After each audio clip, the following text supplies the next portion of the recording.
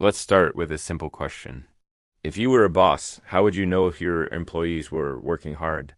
If you run a coffee shop, you might count how many coffees they sell. If you run a sales team, you look at the revenue. It seems easy.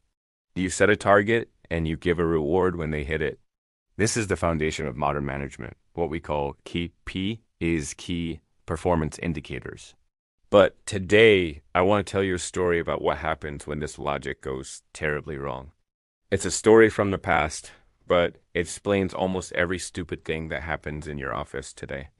It explains why programmers write messy code just to look busy, why customer support agents hang up on you to keep their call time short, and why a superpower like the Soviet Union eventually collapsed under the weight of its own inefficiency.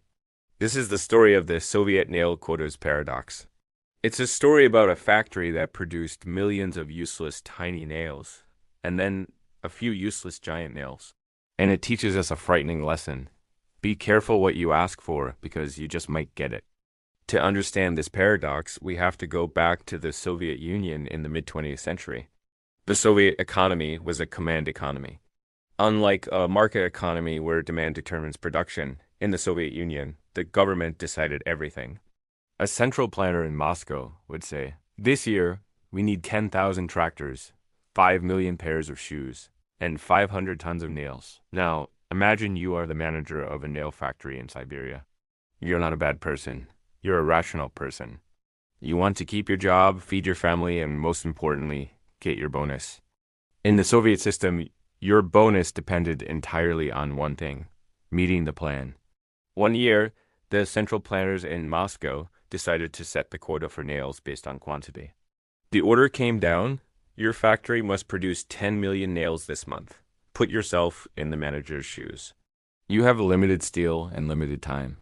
If you make big, high-quality nails for building houses, you'll use up all your steel quickly and only make maybe 1 million nails. You'll miss the quota. You'll lose your bonus. You might even end up in a labor camp. But if you make tiny microscopic nails, like the ones for fixing eyeglasses, you can make millions of them with very little steel. So what did the factory do? They switched all their machines to produce micro nails. They churned out millions and millions of tiny, needle-like nails. At the end of the month, the manager reported to Moscow, "Comrade, great news. We have exceeded the plan. We produced 15 million nails." Moscow cheered. The manager got his bonus. The workers got their vodka. But there was a problem. Construction sites across Russia suddenly ran out of building nails. You can't build a house with pin-sized nails. The carpenters were furious. The buildings couldn't be finished. The factory had met the metric, but they had completely failed the purpose. The planners in Moscow realized their mistake. They thought, okay, asking for the number of nails was stupid. These managers are cheating us. We need a better metric. So, for the next year, they changed the rule. The new order: from now on, we will measure production by weight. Your factory must produce 500 tons of nails this month. The manager looked at this new order. He looked at his machines, his steel supply, and he thought, if I make regular nails, it will take a lot of time to cut and shape them. I might not reach 500 tons, but what if I make really, really big nails? So the factory retooled again. Instead of millions of tiny nails, they started producing massive, heavy iron spikes. Some stories, immortalized in a famous Soviet cartoon, depict the factory producing one single, gigantic nail the size of a telephone pole. They put this one giant nail on a crane, weighed it, and said, "Look, 500 tons. We met the quota." Again, the manager got his bonus, but again, the economy suffered. You can't build a house with a nail that weighs 100 kilograms. It's useless. The factory had wasted all its iron, fuel, and labor to produce junk. This is the paradox. The factory was working at 100% efficiency. The workers were sweating. The machines were humming. The statistics looked perfect. But the value created was zero. Why did this happen? Was the factory manager evil? No. Were the planners in Moscow stupid? Not necessarily. This is a classic example of the principal agent problem. The principal, which is Moscow, wants a specific outcome, useful nails for construction. The agent, the factory manager, wants a different outcome, maximum bonus with minimum effort. The problem is information asymmetry. Moscow can't see what's happening in the factory every day. They're thousands of miles away. They can only see the data the manager sends them. They have to rely on a proxy metric like number or weight to judge performance. But a metric is just a shadow of reality. It is not reality itself. If you tell the agent, I will pay you for the shadow, the agent will manipulate the object to make the shadow look big, even if the object itself becomes twisted and useless. In a market economy, this is usually solved by price and competition. If a company makes useless tiny nails, nobody buys them. The company goes bankrupt. The customer acts as the ultimate reality check. But in a planned economy or inside a large corporation, there is no customer to say, stop. There's only the boss and the report. As long as the report looks good, the machine keeps running. This phenomenon is so common, there's a famous law in economics for it. Goodhart's law, named after the British economist Charles Goodhart, it states, when a measure becomes a target, it ceases to be a good measure. This is profound. Think about standardized testing in schools. It was originally designed to measure how much a student learned.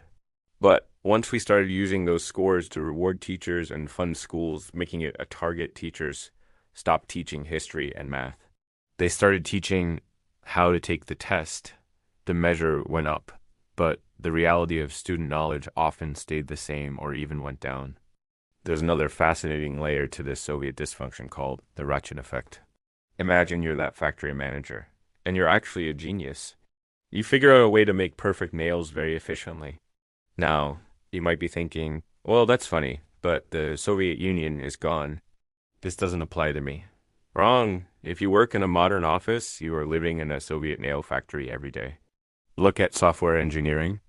Some companies measure programmer productivity by lines of code written. What happens? Programmers stop writing elegant, concise code. They start writing bloated spaghetti code. They produce heavy nails because that's what you asked for, even though the software becomes slower and buggier. Look at customer support. Many call centers measure average handling time. They want calls to be short. What happens? Agents rush you. They hang up on difficult problems. They promise you anything just to get you off the phone. They meet the quota of short calls, but they fail the purpose of happy customers. Look at sales. If you give a salesperson a quarterly quota, have you noticed how they sell nothing in the first 2 months and then close everything in the last week of the quarter? Or worse, they sign up customers who are a bad fit just to hit the number, knowing those customers will cancel next month. They are shipping tiny nails just to get the commission. So, what's the solution? How do we avoid the nail paradox? The lesson is to distinguish between output and outcome. Output is what you do, making nails, writing code, making calls. Outcome is what happens because of it. Houses are built, software works, customers are happy. The Soviet planners focused entirely on output. They should have focused on outcome. If you're a manager, or even if you're just managing your own life, stop obsessing over the proxy metrics. Don't measure hours studied. Measure problems solved. Don't measure emails sent.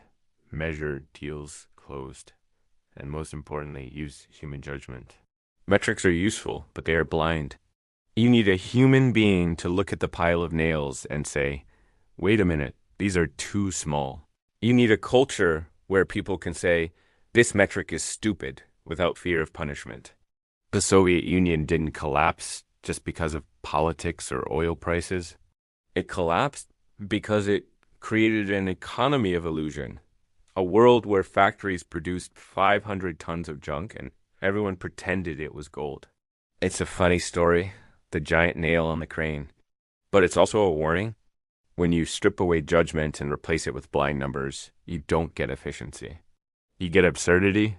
So the next time your boss sets a new KPI or the next time you set a goal for yourself, ask the question, am I asking for a useful nail or am I just asking for 500 tons of iron? Because in the game of incentives, you always get exactly what you measure. And If you measure the wrong thing, you might just build a masterpiece of uselessness. Thanks for watching, and if you found this interesting, consider subscribing for more stories like this.